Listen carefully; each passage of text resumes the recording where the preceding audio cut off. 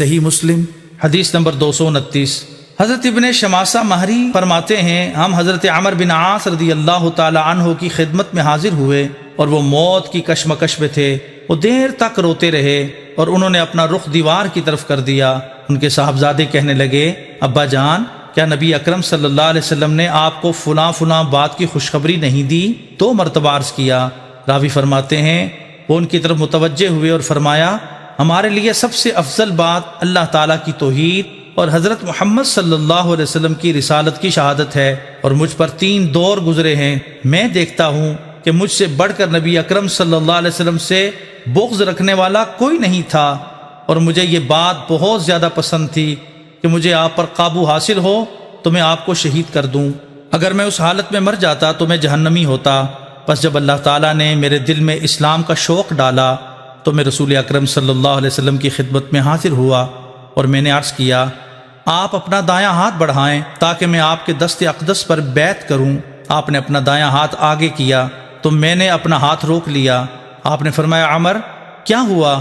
فرماتے ہیں میں نے عرض کیا میں شرط رکھنا چاہتا ہوں۔ فرمایا کیا شرط ہے؟ میں نے عرض کیا شرط یہ ہے کہ میرے گناہ بخش دیے جائیں۔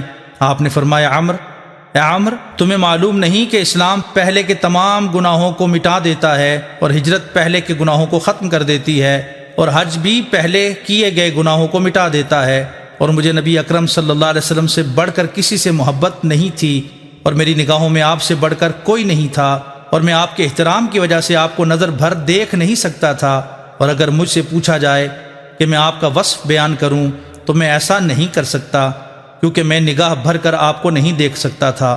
میں اس حالت میں فوت ہو جاتا تو مجھے امید ہے کہ میں جنتی ہوتا۔ پھر ہمیں کچھ امور کا ذمہ دار بنایا گیا، مجھے معلوم نہیں ان امور کے حوالے سے میرا کیا حال ہوگا۔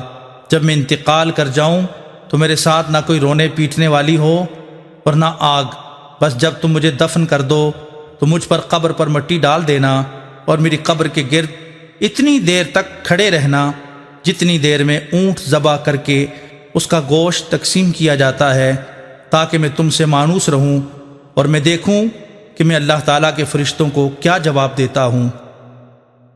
صحیح مسلم حدیث نمبر 230۔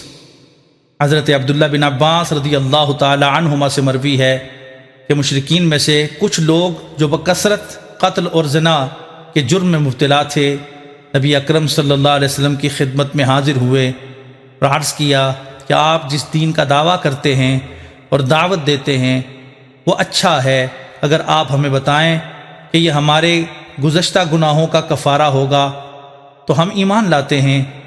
اس پر یہ آیا کریمہ نازل ہوئی سورہ فرقان، اور وہ جو اللہ تعالیٰ کے ساتھ کسی معبود کو نہیں پوجتے اور اس جان کو جس کی اللہ تعالیٰ نے حرمت رکھی ہے ناحق نہیں مارتے اور بدکاری نہیں کرتے، اور جو یہ کام کرے وہ سزا پائے گا۔